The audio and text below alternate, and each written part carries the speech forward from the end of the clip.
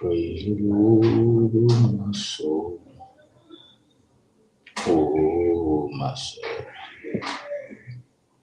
Worship His holy.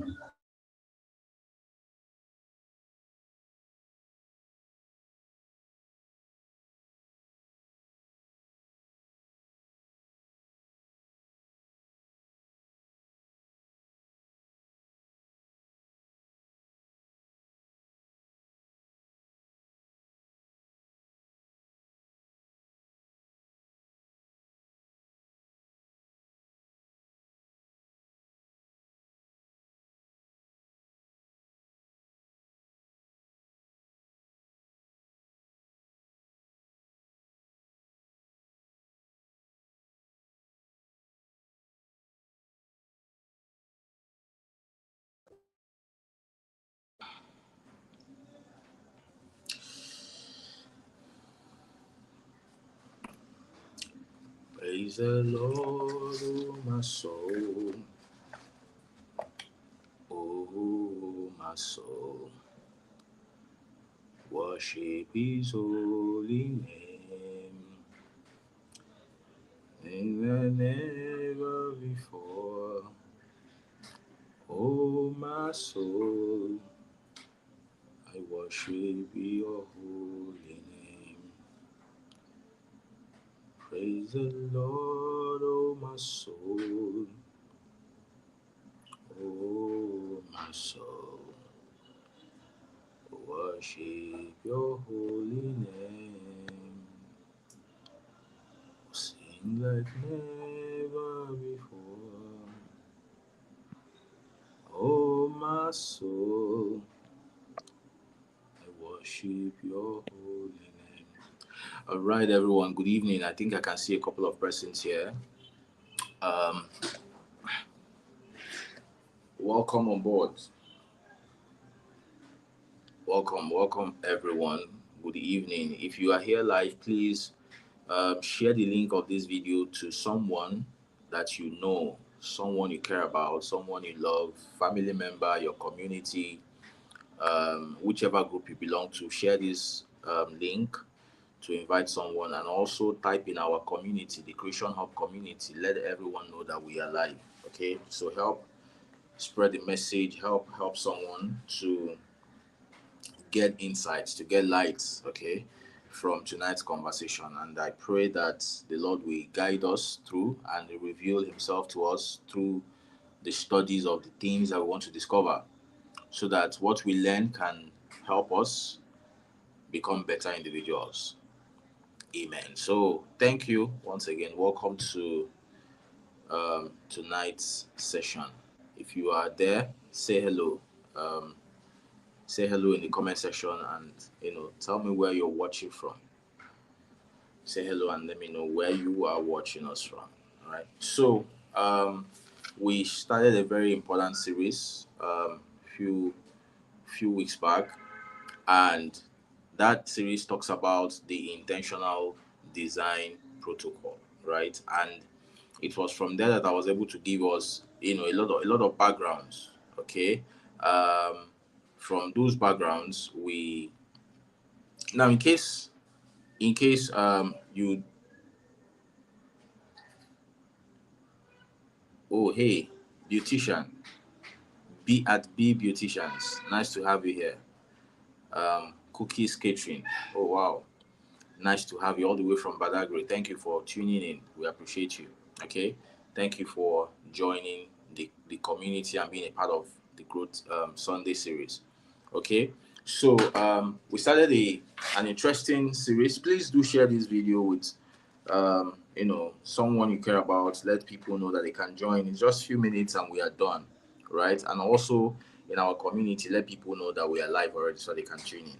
Okay, so part of what we've been looking at is the idea of what it means to be a wealthy professional, and that is a persona that we have adopted in the community, that we are wealthy professionals, right? And we say that these are people who have made a commitment, people who are committed to purpose, impact, and wealth. Okay, people who are committed to purpose, impact, and wealth using the intentional wealth advantage system. Okay. Now, we have to also go further to understand who a professional is. Okay, because for us to become wealthy professionals, for us to really live out the reality of our names, we have to behave a certain way, right? And that is being professional. So, what does it mean to be a professional? Is a person committed to bringing excellence. Okay, that's what we said. That a professional is a person, as far as we are concerned, a professional is a person who is committed to bringing excellence to his life and divine expression in this world. Okay, so that's what makes you a professional. You're professional in bringing excellence to your life and bringing excellence to whatever it is that you are doing to help make the world a better place. Your divine expression. Okay, because we believe that everyone who is in this world has a duty. You have a purpose. You're not an accident. Even if you have come into the world accidentally, or even if people have made you feel like you happen by accident. Nobody happens by accident. God designs us for a purpose and brings us into this world. That is why, as we go further in the period, you're going to understand that there are only three ways for you to increase joy in your life. And in the last episode, we said that there is, difference between joy, peace, and happiness. And we said that money buys happiness. Money is designed to buy happiness, but money does not bring um, money doesn't bring joy, and money doesn't bring peace. Those things are a function of other things. Now, when it comes to joy, three things bring joy in your life: contribution, creation, and contribution, creation, and service. Right? Contribution, creation, and service to other people. These are the three things that bring joy. So, if you feel that your joy is low, if you engage in any of these three activities, you're going to find joy. Why? Because that ties down to our purpose. Okay. Creation is always coming from your purpose because you have a divine mandate to produce something in this life. You have a divine instruction. You have a divine imprint, okay, in you that is meant to help you bring something into this world to help make the world a better place. That's what we mean by purpose. But as we go on, we are going to understand that in detail. So, and we said, so having defined what a professional is according to our identity, we also went ahead to define what excellence means so that we don't get confused by, the message that is out there, what everyone is saying, and all of those things, and forget exactly our own belief, right? And we said that excellence simply means that whatever you are given to do, you do it with the best of your ability today. And if you have to do it again tomorrow, you do it better. Why? Because from now till that time, you would have grown. You would have grown in experience, you would have grown in exposure, you would have grown in knowledge, and that will help you to do it better. So if you have to do something 100 times, you must find ways to make it better each time. That is what it means to be excellent. Okay? So we went on and on and on. I think if you want a replay to that, you can reach out and we'll give it to you. So today we are looking at the intentional design protocol. That was just flowing from last week's conversation. The intentional design protocol, we say that it is a framework that enables you to clearly decide what you want in any area of your life, then creating the rules, behaviors, and systems that help you to achieve it. Okay, I'll say that again. That the intentional design protocol is a framework that enables you to clearly decide. Okay, so that's the first part. That's the first part. Clearly decide. Okay, clearly decide what you want in any area of your life. That's the second one. Okay, area of your life. Then creating the rules, behavior, systems that help you to achieve it. Okay, so that is what the intentional design protocol is all about. You have to clearly decide what you want. But before we even get to that part, you have to understand that most times people drift through life. People just go through life without any intentionality. Okay, people just go through life. Um, People just get married without any intentionality. People just have children without any intentionality. People get a job without any intentionality. They go through the motions every day of their lives and they just come to a point of old age or just wake up one day and they are dead and that's it. That's the end of them, right? That is not God's way. That is not God's intention for us. God did not design us for us to just come drift through life. You just come, look through, walk by the corners and just see how things are happening, see how others are living, and then you pass out. Okay? That is not God's idea. God's idea is that you experience life in the full dimension of it. Okay? And that is why the Bible says, "For I wish above all things that you prosper, even as your soul prospered." Right? And Bible talks a lot about wealth. Bible has a lot of instances and expressions about wealth. Why? Because originally, the original idea of wealth is not about money. Okay? I said it to, I put it in the group the other time that the world is always in the business of confusing important ideas and, twisting them in such a way that they confuse people and send them on this wild goose chase that they never get to catch anything or make anything meaningful out of their lives. It is a deliberate practice, right? That is why you can't find that's why you cannot just randomly run into the truth about God, truth about relationships, truth about parenting. That is why good things don't go viral, right? Good things don't go viral. It's a word system. If you are trying to do good things, the system will not promote it as much as it will promote it if you are trying to do something that does not contribute or something that confuses people.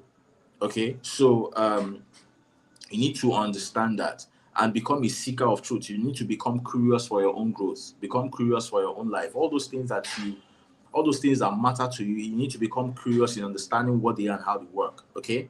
And as for me, my own message is around wealth, helping humans understand the concept of wealth in the original dimension God designed it, and helping you find your way into it.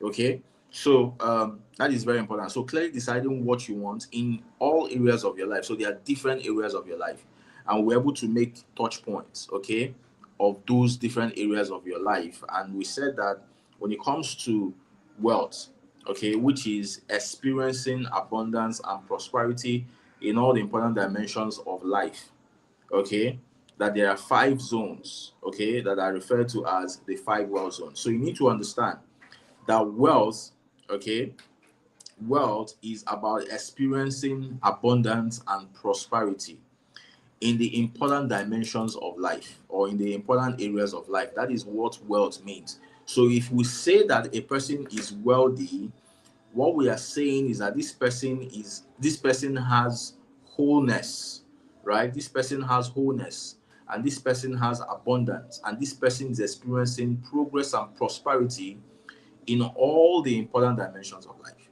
And we went ahead to say that when it comes to those wealth zones, right, there are 5 of them, and everything that matters in life, everything that truly matters in life, everything that will matter when all is said and done, are adequately captured in these 5 zones. There is nothing that is important in life that is left out. That's to tell you that this is a complete ideology. Okay, the first one is your spiritual zone. Okay, your spiritual zone, that is the place you answer the question of identity. Who am I? That's the place you answer the question of purpose. Um, why am I here? Okay, what did I come here for? Um, um, what am I supposed to contribute? What is supposed to be my contribution in this life? Okay, how am I supposed to make it make sense? You is the place you answer the question of anchoring. What do I believe in? Okay, I mean, everyone is a believer, right? Everyone is a believer. The question is, what do you believe in? What kind of believer are you? Because if you're not sure of what you believe in, people will sell you what you should believe in. Okay, so that's a question of that. It's also a question of experience. How do you experience life? Because what you believe, what your purpose is, right, will determine how you experience life. So there's this guy that runs a YouTube channel. He has over a million followers, and he's a travel blogger. He's a Nigerian, right? He's a travel blogger. He has traveled to about 100 and something countries in the world. And he said that his mission in life is to travel around the world and expose the beauty of these worlds to people who couldn't ordinarily see it, right? That's what he believes is his mission. And he has traveled to 100 and something countries in the world. That's almost 50%. That's more than 50% of the total number of country human inhabited countries in the world. So he said that his purpose is just to travel to the world, to different parts of the world, discover the various beauties that people might not ordinarily see, right, and make them available to people. So he helps you see life in its true colors. And I say this a lot to people, that if you know that you are the child of God, okay, you should be interested in going around the world and experiencing the world completely. Because a lot of people experience life as black or white. To a lot of people, life is either black or white. But life is not, life is very beautiful, life is colored, right? You should be able to experience life in all its colors, in its true colors. You need to be able to appreciate life completely, truly, okay, and not just put yourself or allow yourself to be boxed in one corner and just live the rest of your life there. There are some people that have never left their city, right? Adults. There are people that will live only in one state until they die. There are people that will never, there are people that have never truly stopped once in their life to appreciate a leaf, like take a leaf and really appreciate the science, the thinking, the creativity and the divinity that went into bringing that stuff together. They just exist, and and that's because of the fact that you really don't have good spiritual anchoring. So the first zone is your spiritual anchor, which answers all those questions. The second zone is your fitness, the fitness zone, where we answer the question of how healthy are you mentally and physically, right? Your mind is supposed to be sharp. They talk about, I remember when I was growing up, I think I shared it the other time, that when I was growing up, there used to be this ideology around that says, oh, when an old person begins to behave funny, they'll say, oh, don't mind him, he's getting old. And they will say things like, when people become older, they begin to behave like kids. I never quite imagined or understood that. How will somebody who has grown and maybe in his 80s or 90s, who has 90 years cumulative experience, suddenly begin to behave like a child just because he's growing older? Like, I don't get it, right? It was something that I became interested in, and I started doing research as I grew older to realize that that is just nonsense. So long as your brain is well nourished, you cannot be behaving like a child because you're older. The only thing that happens is a lot of people leave their brains unnourished. A lot of people don't invest in their minds. A lot of people don't invest in their brains. So as they get older, they begin to lose gray function. They begin to lose gray matter. And because of that, they begin to behave like kids. So it's not a function of age. It's a function of you not being mentally fit. All right, go to universities. You will see professors in their 80s still lecturing, still standing for hours to lecture, talk intelligently. Go on Forbes, right? You will see people who are in the. I mean, Warren Buffett just retired few months ago. Warren Buffett is now almost 100 years old. Warren Buffett's partner that died, I think, a few years back, was about 100 and something years old or thereabouts, right? The world richest man is worth about 1 point something billion. The world oldest richest man is about 100 and something years old, and he's still actively involved in his company. So those examples tell you that the idea of growing older is not what makes people misbehave. It's just that they are not mentally fit. And that mental fitness that you can enjoy in your old age starts from what you do in your younger years. What you do in those years when you are younger, right, will determine the kind of habits you would have formed that will follow you into your old age and help you become a person that has mental fitness. Then your physical fitness, right? What are you eating? When do you eat? How do you eat? Some people live to eat. Why you are meant to eat to live, right? They are not the same. So what are you putting in your body? What kind of food are you putting in your body? How do you exercise? How much water do you take per day? How do you breathe? All these kind of things are the question of health that help you to stay physically fit, because your body is the machine that will carry you through life, and you can only have one body all your life. You cannot have another body, right? No matter how you try to um, no matter the skincare routine and all of those things that you do, you can't change your body actually. What you do, the cheapest skincare routine is for you to intentionally take care of your body, right? Then we talk about relationships. And we say that relationships are fundamental because we were created for relationships. Remember, I said that the things that make you happy are creation, contribution, and service. Okay? So when you are not doing any of those things, or when you're doing any of those things, you find out that you're not doing it because of yourself. You're mostly doing it because of someone else. When you're creating, is to help someone else. When you're contributing, it's for someone else. When you're serving, it's always about someone else. So we were made for relationships. We're made for relationships. And when you come to relationships, you have two dimensions to it. You have, your intimate relationship with your family, your loved ones, your spouse, your kids, and all of that. Then you have your social network, social circles, and all of that. Our book review has been around how to build intelligent and wealthy social network. So in case you have not been following the book review, please do so. Do well by joining us every Tuesday, and also do well, read the book yourself so that you can get your own personal revelations as well. Okay, and if you're joining us, you're welcome to the session. Let me know in the comment section where you're calling from, where you're joining us from. Ogoladi is joining us from Abuja. Ogo, you're welcome.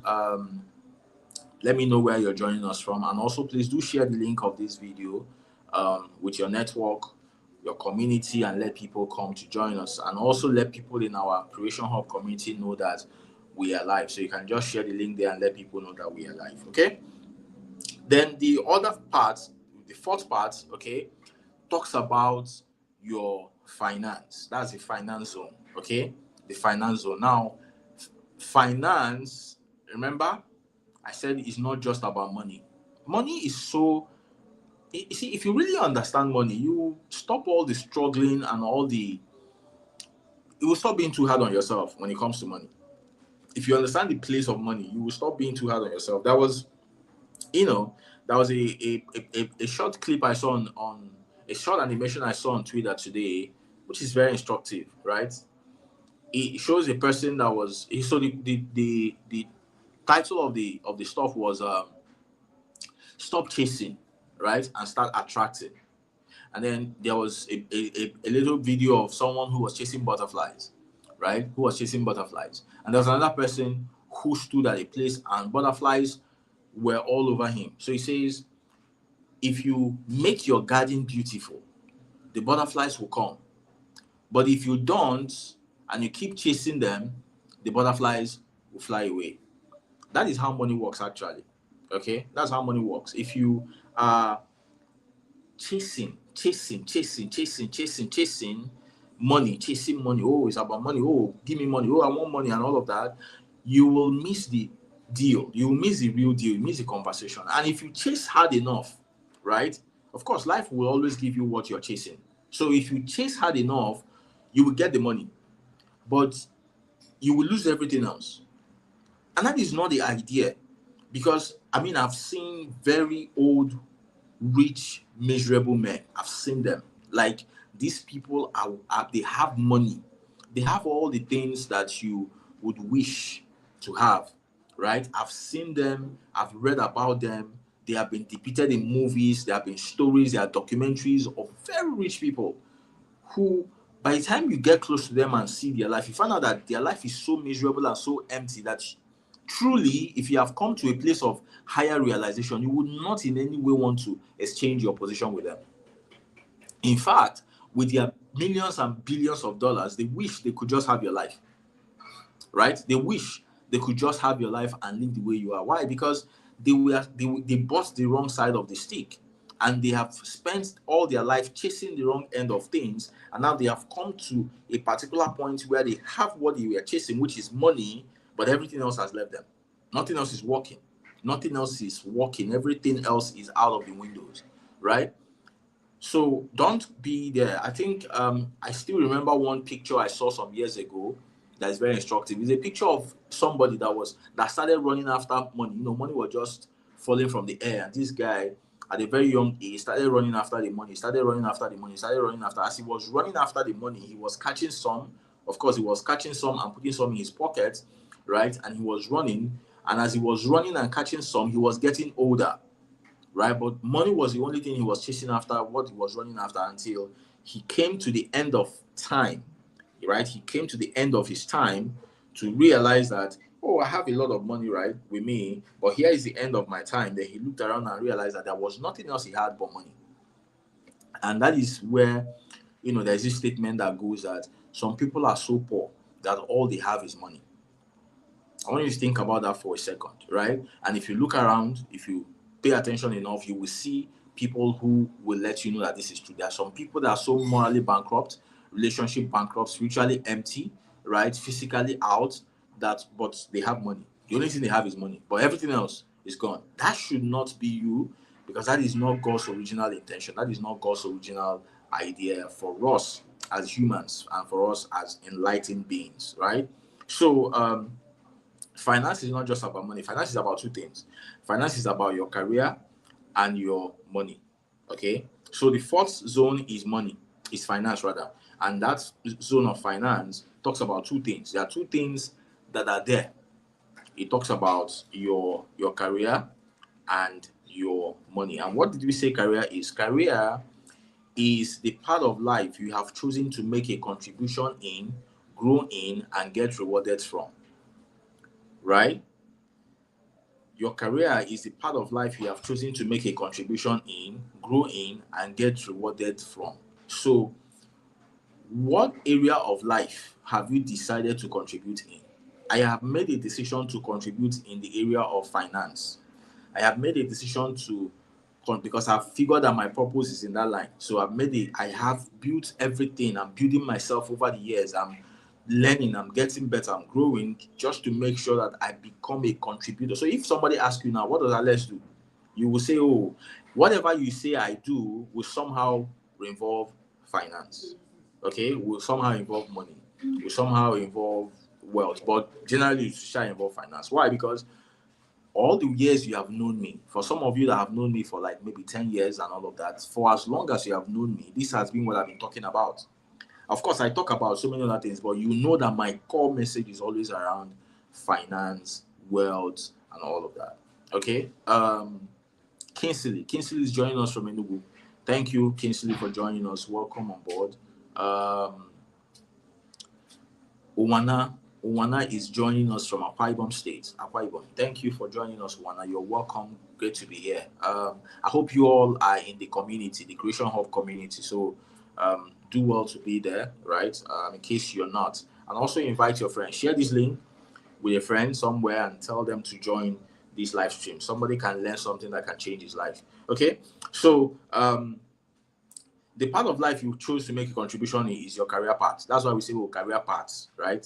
You must choose a career path. As you get to middle 20s, you must have chosen a career path. In your teenage years, early 20s, you can wander around, try a couple of things, trying to figure out exactly what it is that aligns, right? Even if you have figured out what your purpose is, you can also play around, the space to know exactly which part of it really resonates with me more, right? So that you can pursue, you can now settle in that part. But what you must not do is to be everything and be everywhere without having a station. You must have a career station. You must have a path that you're channeling, that you're growing in, because that is where your biggest reward is going to come from, and that is also where your biggest contribution is going to be made. Then you will also need to be rewarded from it, okay? Because a lot of people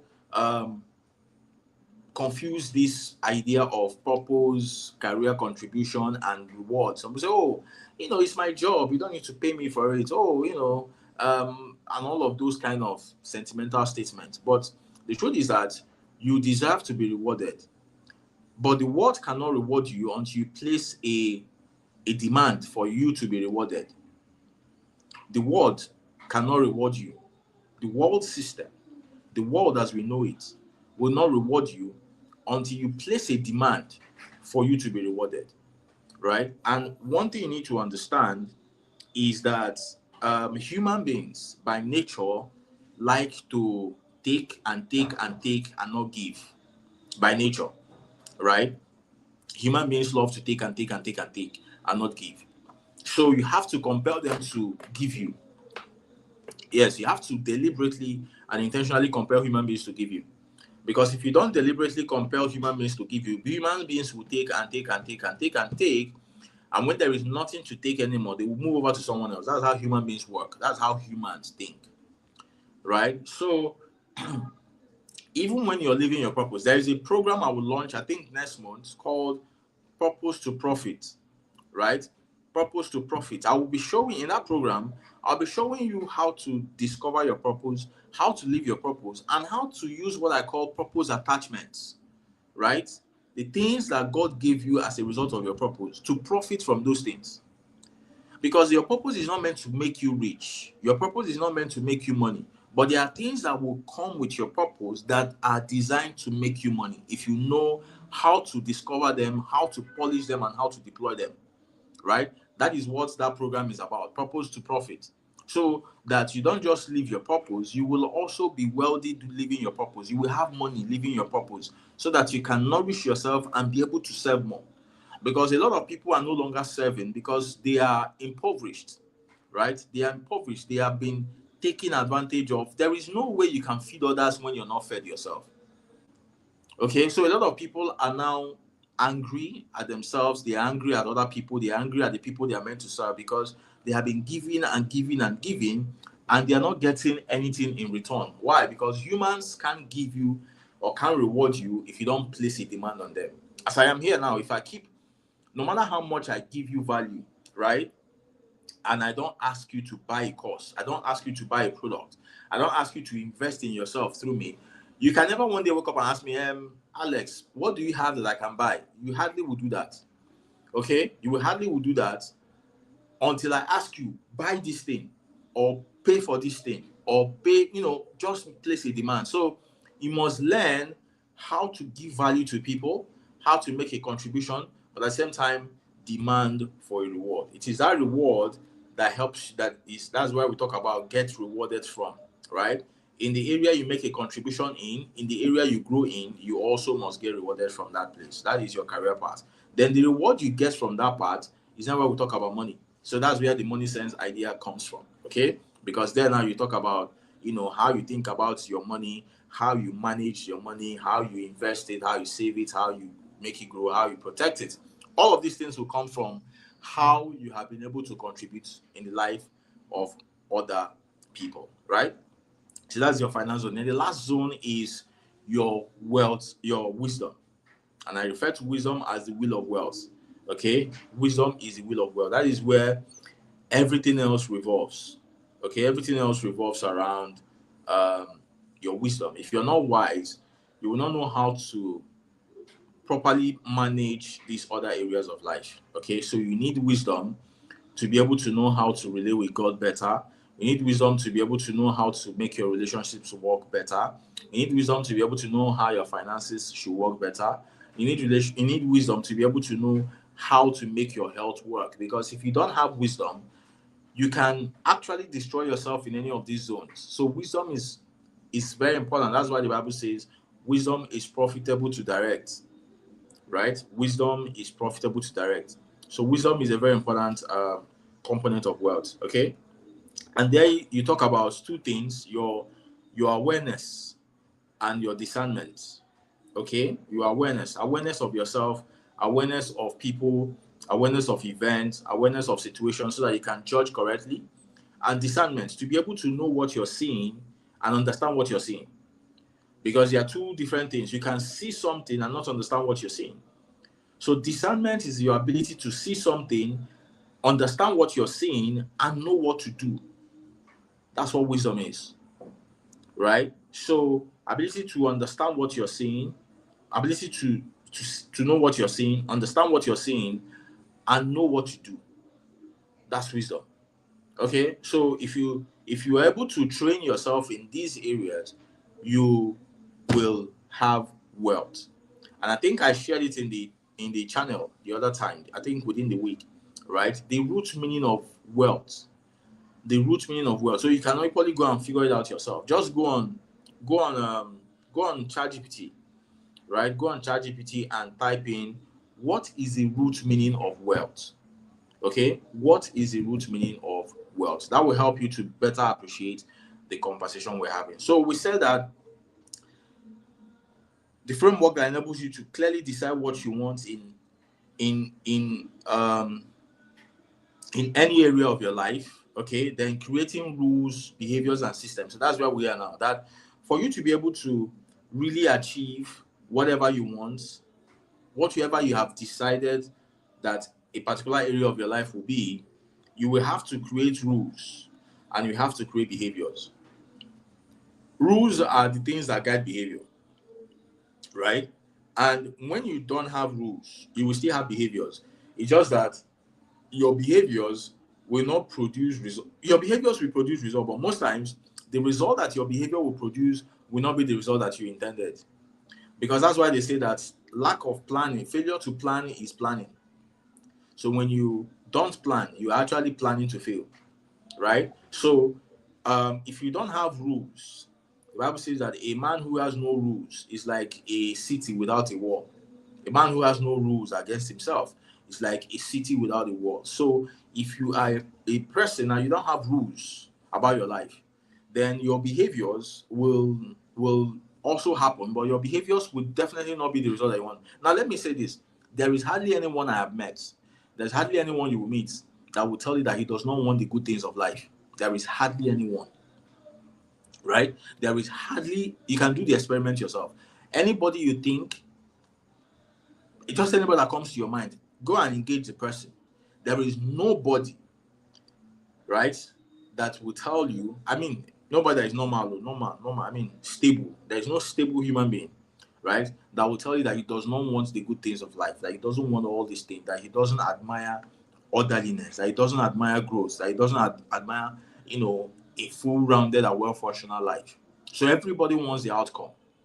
But the question always is, do they have the rules, and do they have the appropriate rules governing their behavior that will guarantee that they will get what they want? Because if you want to be mentally sound right now, let's just use that as an example, okay? If you want to be mentally sound, there are rules. One of the rules is that you must be a voracious reader. There is no way you can be mentally sound if you don't put sound things in your mind, in your head. So one of the rules is that you will be somebody who loves knowledge. You will be somebody that loves knowledge and loves to seek knowledge. You'll be a knowledge seeker, right? And you will not allow rubbish to enter your head. So I think it was during the week they were talking about the Olodo uprising thing, a conversation. And if you were on Twitter or you were following the conversation, you will really understand that what the guy was saying is something that is manifesting right in front of us. Okay, because we are now having a generation of people who don't enjoy cerebral conversations anymore, right? Conversations that people have now are flimsy. They are just talking about what kind of hair the person has, whether the bomb is natural or whether it is silicone, whether the person is, even if you ask women, what's their choice of men? When they are telling you the kind of man they want, you just find out that this person is not really smart, right? The kind of things you're talking about that you want in a man as a life partner is just showing that, I mean, like you cannot properly process future consequences and benefit, right?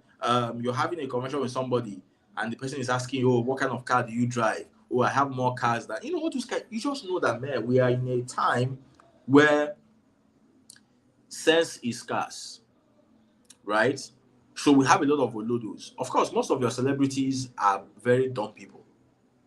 They are not smart, right? Most of your celebrities, most of the people celebrate now and call them celebrities, call them idols, call them role models, call them all of those things. They are not smart people. They are not smart in any way, form or shape. They are not smart. They're just people who can do stupid things. And we now live in a society where the more stupid things you can do, the more followers you can have. If you're talking sense, people will feel like, look at this broadcast now. How many of us are here live? Right? How many of us are here live? Just few people. If I were to be Bella now, or if I were doing one stupid thing or doing one stupid stunt or talking one nonsense, you will see the flood of people that will be on this live stream. You will see the flood of people. You will see how people will be sharing the links, inviting their friends and family, calling their whole community, come and see what this guy is doing, right? But you're in a place where someone is sharing wisdom, someone is sharing ideas, things that can help you. People won't show up, right? That is the That's the society we live in right now. Okay, and it's amazing how people behave that way, still expect to have a different result. And that's why they say that insanity is doing the same thing over and over again while expecting a different result. How are you behaving this way while expecting that result? That's not how life works, right? You will garbage in. If you garbage in, you will garbage out. So the outcome you have right now is a function of the behaviors that you have been consistently exhibiting. And those behaviors that you have been exhibiting have been shaped and molded by your rules, because your rules are a function of your beliefs. You must believe something for you to create a rule that guides that belief, which eventually guides your behavior. And that behavior repeated over time will produce a result. So if you believe that money is good, right? If you believe that money is good, you're going to have different rules that guide you. One of them will be that you will do whatever that is moral, legal, and ethical to make money because money is good. That's a belief, right? Then you create a rule that you're going to do something. Okay, I am a person, I always charge for value. I give value and I charge for it. I always look for more ways to bring more money into my life. I invest my money properly. I save my money. These are rules, right? Then these rules will now govern your behavior. So when you receive money, you will not finish everything. When you receive money, you think about what you're going to save, right? If you want to spend money, you ask question, does this thing I'm trying to spend money on make sense or not? If it makes sense, I spend it. If it doesn't make sense, I don't spend it. If you have your savings, you don't leave your savings in the bank perpetually. You try to find a way to put some of your savings in investment. Okay, if you put your money in these are behaviors. And when you do these things over time, what happens is that you just wake up one day and you find out that you're rich, you have money. And everybody's celebrating you. Oh, that man, he has money. He has that woman, he has money. But it started from belief, which formed your rules, and then rules formed your behaviors, and now the behaviors are forming your outcome. So, but there are people who are looking for how to be rich. They want to have money, but they don't have the right belief. They still believe that money is evil. They still believe that money is not important, and because of that, they make some rules. Sometimes unknowingly, the rules could be that, if you go stress me, I no go mind. If you go stress me, I no go do it. Right? Anything that is hard, I will not do it. Just have some funny rules running in their head, and that will inform their behavior. That's why sometimes you give them opportunity, they will not show up. You invite them for knowledge gathering, they will not show up. You tell them to invest money to learn about it, they are not interested. Why? Because their rules are guiding their behavior. And at the end of the day, what they will have is an outcome, which is that they will be broke. And by the time they stay broke for a long time, they become poor, right? And you'll be like, man, I'm working hard, because you will definitely be doing something, but your belief will be, which created your rules, will be sabotaging your behavior. So you could do one good thing or do maybe a few good things, but do more of the bad things. And the law of compounding will work against you, because the more of the things you do, things you do will compound. So it is the bad things that will compound more than the good things. So it's not like those people who are poor, those people who are broke are not doing something. It's not like they're not making efforts. They are making effort, but the only problem is that their bad effort is more than their good effort. So because of that, the bad effort compound and produce bad results that is more than the good result, because they are bad, right? Their misbehavior is more than their proper behavior. You see how that works, right? So that is that about behavior. Then systems. When your behaviors are now structured, right? When your behaviors are structured, we call that a system. Okay, so you must have rules and beliefs, right, and behaviors and systems that guide you to help you achieve that which you want to achieve in a particular area of your life. That is intentional design protocol. That's what it is. Okay. Let me know in the comment section if you're learning something. Okay. If what I'm saying so far is making some sense, let me know in the comment section. Now, before we close, let me quickly give you some thoughts, right? So we have some fundamental anchors, what I refer to as fundamental anchors of the intentional design protocol. These are the principles upon which this protocol rests, and there are about 3 of them. Okay, we have self-responsibility, we have clear vision, and we have accountability system. Okay, those are the 3 fundamental anchors of the intentional design protocol. The first one is self-responsibility, right? Self responsibility. Whatever will be is up to me. That realization is very key. That realization is very crucial. Whatever will be is up to me. If it will be for me, it's up to me to do something about it. Because you see a lot of people who operate from this place of helplessness. We just believe that someone, somewhere, sometime will come to save us, or somewhere, sometime will come to help us. You need to understand that nobody is coming to help you. Nobody is coming to make your life better. Nobody is coming to make your spiritual life better. Nobody is coming to make your financial life better. Nobody is coming to make your relationship better. Nobody is coming to fix your health for you. If any of these things is going to be, it's up to you. You know, you see some people who tell you, oh, I'm out of shape. I want to lose weight. I want to look fit. I want to look trim. But they are not making any efforts consistently to achieve that. They don't go to the gym, or sometimes they just sign up, go once or twice, they are off, they don't go again, right? You see the way they are living their lives, it just seems like they are waiting for one messiah somewhere that will appear someday and just magically make all the weight go away and they will become trim and fit. What they don't realize is that whether they are going to become trim and fit or whether they are going to die looking shapeless is up to them. It's up to them, right? Every morning you see men and women like you wake up early, people that have responsibilities, people that have kids, people that have jobs. They just create that time, wake up earlier than other people, go to the gym or work out or do something, or they come back at night. Instead of them to be chilling at home watching television and all of that, they go to the gym, put in 1 hour, 2 hours to work on themselves. These are also people that have made the kind of decision that you have made, but they realize one thing, that if this thing is what I want, it is up to me. It's up to me, right? It's also something like your finance. You say, oh, I want to be rich. Oh, I want to have money. I want to do this. But you're not, you don't learn, you don't engage yourself, you don't look for how you can solve problems, you don't look for how you can create value for people. You're just sitting by the corner, behaving like someday someone is just going to drop $1 million on your lap and say, hey, this is your inheritance. Now run off and go and enjoy yourself. That is never going to happen. Those things happen in the movies, they don't happen in real life, right? So whatever will be in any area of your life is up to you. You have to wake up to that reality. No politician is going to do it for you. No miracle is going to happen for you. Even God is not coming to help you if you're not willing to help yourself. And that's why we have a saying that goes, heaven help those who help themselves. Divinity cannot do for humanity what humanity can do for himself.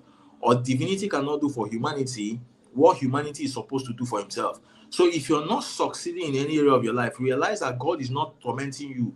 God is not punishing you. God has not abandoned you. The question is, have I accepted total responsibility in this area of life? In this area of my life that is not working, have I accepted total responsibility and started doing the things that matter consistently? There is no way. Listen to this. Listen to this. I've come to realize by observation, I mean, I've been around long enough, right, to realize that there is nothing in life that you commit to and attend to consistently that does not eventually produce results for you. That realization is liberating. You need to understand that there is nothing in life, no, there's nothing in life that you commit to consistently and work on it consistently that does not eventually yield to you. I mean, there are some things I love to watch. You know, when I'm just relaxing, there are some things I love to watch. One of the things I love to watch is how people lose weight. That's one of the things I love to watch, how people lose weight. You know, if you go on YouTube or you go on Instagram or TikTok and all of that and just type, you know, something like that, you will see how people who were obscenely out of shape reshaped themselves, transformed themselves, and just became trim and fit. In fact, some of them you will see and you'll be like, you'll be betting that this cannot be this person. You will see it in the comment section. People are, no, now this is not this person. This is not this person, right? That tells you that, because for me, so some of those videos, when I start watching them, right, and this person will watch me lose weight or watch me lose, you know, all of that, I'm like, how is this person going to? Because I've never been out of weight. I've never been overweight before. I've never been out of shape in my life. So I really don't understand the pain that is there, and I don't know how it's done because I've never done it before, right? But I've seen people have done it. I've seen people at the gym who have moved from being out of shape and being in shape. So when I see some people that are so big, like, how is this person going to lose weight, man? But you see these people, they work hours in the morning, hours at night, 1 week, 2 weeks, 1 month, a couple of years, and then you see them move from being out of shape to being in shape. That tells you that there is nothing that you consistently work on that does not eventually yield to you. There is nothing in this life, no matter how hard it is, it will yield to you, right? So self-responsibility is very key. That's the first fundamental anchor of the intentional design protocol. If there's any area of your life that you're not happy with right now, it could be your finance, it could be your health, it could be your spiritual life, it could be your relationship. If there's any aspect of your life you're not, take responsibility. Take responsibility, my friend. Right? You say, oh, people are breaking your heart, or you're not finding the right partner. The question is, have you taken responsibility, or you're living like a victim? You just magically think that the right person is going to appear from nowhere to you when you have not become the right person. Are you forgetting that not most times, eventually you will ultimately attract what you are? So if you're not a good person, you're going to attract that to you. If you fundamentally believe in your heart that there are no good people out there, that's what you're going to attract into your life. Right? So take responsibility that, man, if this area of my life sucks, I need to stand up to it and fix it. Okay? Then the second one is clarity of vision, right? Clarity of vision.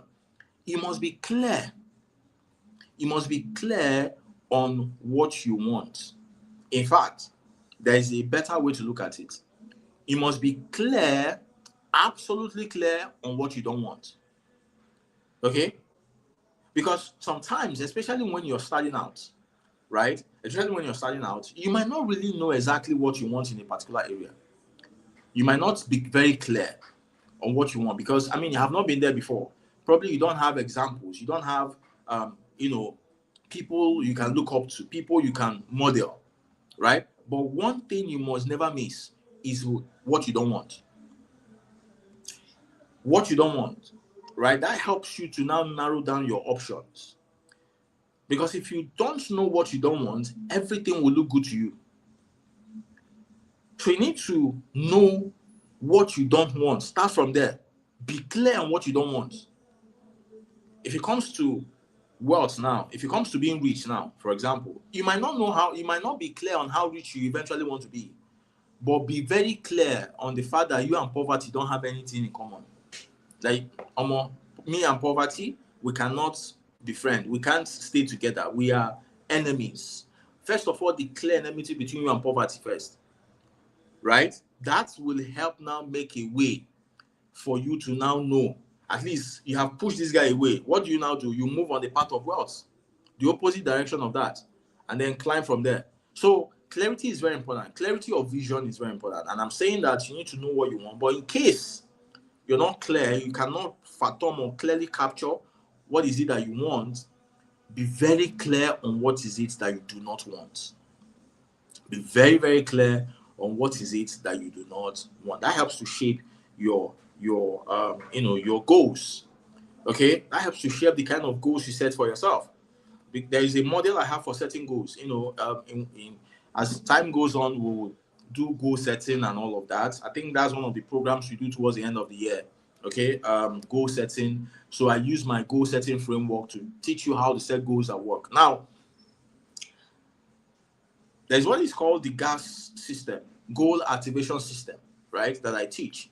One of the things you have to understand is that when you're setting your goals, okay, in respect to your vision, in respect to what you want, or in respect to the things that you don't want, you must use what I call the SMART model. You must set SMART goals. SMART goals are spelled as SMAAT, right? SMAAT, SMART, right? You can write that in the comment section so that people can get it. SMAAT, SMART, right? That is the formula that your goal must follow. Now, let me explain briefly what that means. S stands for simple. Your goal must be simple, right? Your goal must be simple. Simple. All right? Simple. This is simply what I want. Just make it simple. Don't make it ambiguous, a lot of explanation. No. Just keep it simple. The other one is second is M. It must be measurable, right? You must measure it so that you know when you have achieved it. Okay? You must be able to measure it. So I want to go from 120 pounds to 70 pounds. That is measurable so that you don't just say, oh, I'm losing weight. No. How much do you weigh now and how much you want to weigh in the future? Okay? So it must be measurable. Now, the other A is the first A there is audacious. That is the new thing that I want you to look at. That's one new concept I want you to understand. Your goal must be audacious. And what does it mean for a goal to be audacious? Listen carefully, my friends. An audacious goal is a goal that when it happens, it changes your life significantly. Right? That is what an audacious goal is.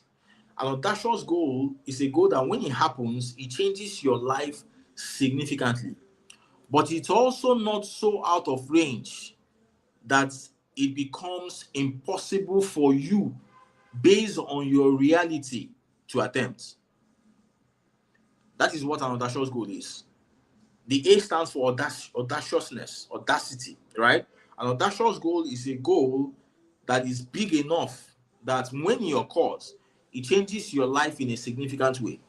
But it's also not so out of range based on your reality, right? That it stops you from taking action. So, for example, somebody wants to go to the moon, or somebody wants to go to um to Mars. Okay, Elon Musk is very serious about taking humans to Mars. Now, you and I cannot understand what that is, because it does not fit into our reality. If I say I want to go to Mars now, I don't even know. It's so paralyzing that I don't even know what to do. I don't even know the first thing to do. Because first, I'm not even an engineering student. I don't even have interest in engineering. Right? So it's crazy. Even though if I am able to get to the moon, it will significantly change my life. But I don't have anything around my reality that can support that movement. But Elon Musk has it.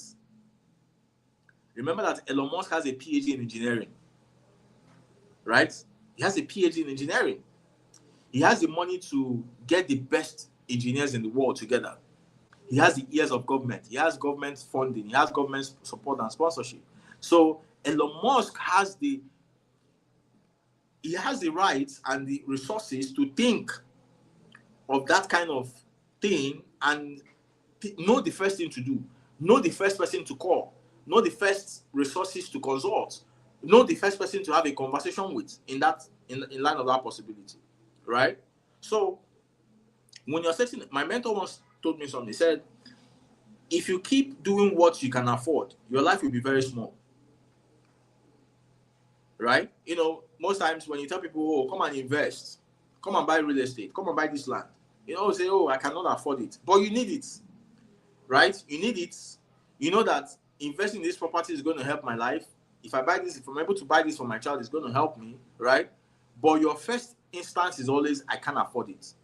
It's too much. Or the money is too big. Or I cannot afford it. He said to me, if you keep doing the things you can afford, your life will be small.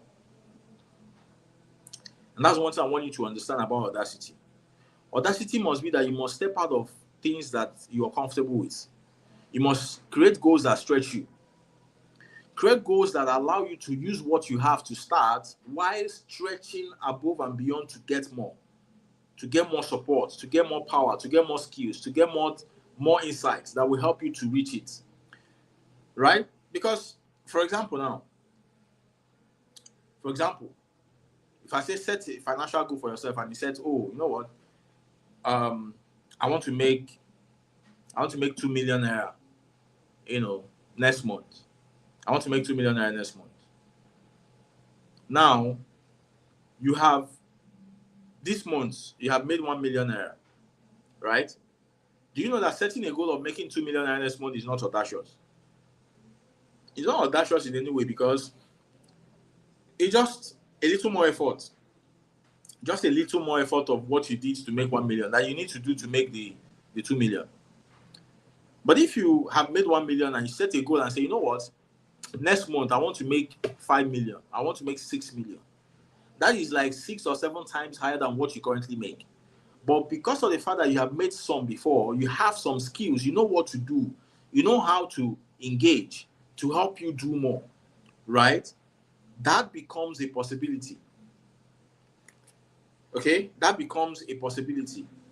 So you need to put yourself constantly in that place where your goal is audacious. I mean, you're weighing 120 pounds now, and you set a question, you're weighing 120 kg, and you set a goal for yourself and say, you know what, in the next 3 months, I'm going to weigh 70 kg. I am losing 50 kg in the next 90 days. That is an audacious goal. That's an audacious goal. If you are able to move from 120 to 70 kg, man, your life is going to look pretty. Your life is going to look beautiful. Your life is going to change in a very significant way, right? But at the same time, it's not something that is out of reach. It's not impossible. People have done it. You too can do it, right? So that is what the A stands for. Then the other A stands for action. So your goal must be audacious, and in that audacity, you must elicit action. You must know what to do. You must know the first step to take in line with your goal. That's action. Because you don't just set the goal and go to sleep. Okay? You must know the first thing to do. You must know the first step to take in trying to get your dreams or your goals realized. Then T stands for time. Okay? It must be time bound. Your goal should not be open forever. There should be time. There should be time frame. Okay? There should be time frame. It doesn't mean that it will happen exactly at that time. It doesn't mean that it cannot happen before that time. But the time is just to guide your choices, guide your actions and your behavior so as to set you up properly. Okay? So those are the things I wanted to cover with you tonight. Thank you for joining me. I think we have spent a decent amount of time in unpacking all these things, and I hope that you were able to get something. So I would like you to go to the community, the Creation Hub community, and just drop a line. If there's something that you've written down or something that struck you, in the course of the conversation, just drop a line. Just drop that line in the group. Okay? Just drop that line in the group so that we also can know. Those people that didn't come will also know that, oh, I mean, we are not just here to play. We are also learning things. Okay? So just drop anything that comes to your mind that was unique, that was something new that you picked out of the whole conversation. You can just drop a line of that in the community so that we can encourage other people. When others know that we are learning, they will be more encouraged and more motivated to join us subsequently. Okay? So thank you very much for being a part of the class. I appreciate you, and I hope that you were blessed. I pray that whatever you have received today lives with you and not leave you. You are able to use whatever you have heard today to improve your life and improve the lives of those that are around you. So thank you for coming. I hope to do this again with you next week. A couple of announcements. Number one is try and send the link of the community to someone. Invite someone to the community. It could be your colleague, it could be your church member, it could be your community friend. Invite someone. Each one win one, okay? Just invite someone to join the group. If you think that the group is healthy enough, let people come out of darkness and come into light, okay? So send a link of the group to them so that they can join us in Creation Hub. Secondly is that in this month of July, we are launching a program called Purpose to Profit, okay? Probably by next class or within the week, announcement is going to come out on how that is going to run. And for every member of this community, you're going to get that program at a discount, okay? Outside of the community, it will sell at a different price. But within the community, it's going to come at a discount. So everyone is going to be privileged. Anyone who really deserves to have it will be privileged to get it at a discount. And it's going to come out on the last Sunday in July. Okay? It's going to be a webinar that will happen on the last Sunday in July. So prepare for it. Purpose to Profit. So the program is going to teach you what your purpose is, how to discover your purpose quickly so that you don't keep wasting your time and keep being lost, what to do with your purpose. You will find out the things that came with your purpose. Your purpose don't come alone.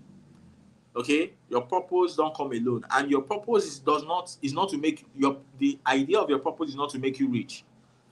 But if you're able to understand your purpose, how to engage your purpose, and how to maximize the things that your purpose come with, those things are your gateway to riches. Okay, so those are things you're going to be learning in Purpose to Profit masterclass. Also, registration for School of Money and Investment has commenced for those people who want to join the December academic session. Okay, School of Money and Investments is just what it is, where we teach you about money and investment. So if you want to maximize your knowledge so as to begin to make profitable financial decisions, the School of Money and Investment is for you. So we talk about investment, we talk about money, we talk about money mindset and all of those things. That is where you get educated on money and investment. The things that the school does not teach you about money and investment, you get to learn them in the School of Money and Investment. And we only take admission twice a year, June and December. So the June cohort is gone. If you're interested, you have to make a commitment to join the December cohort. All right, it's a 1 year inner circle program, and it is cheap. It's so cheap that, I mean, anybody who really deserves it can afford it. Okay, so make plans to join. You can send them a DM, or you can send a message to the WhatsApp on your screen, so that you can get all the necessary details to join. And lastly, remember our weekly activities in the community, in the group. Okay, participate in the weekly activities. Okay, participate in the weekly activities, engage in the community so that we can know you and you can know us. Don't be a silent member, don't be a ghost member, right? Participate, um, connect with people, share your ideas. When we have activities of the day, participate in the activities of the day, right? So that we'll know that you're part of us and we get to, connect with you and get to recognize you when we see you elsewhere, all right? So that's the size of today's conversation. Thank you so very much for being a part of it. I wish you the best of the week, and I pray that the Lord will be with you and enlighten your steps as you travel and join you through this week in Jesus' name. Amen. Thank you, and God bless you.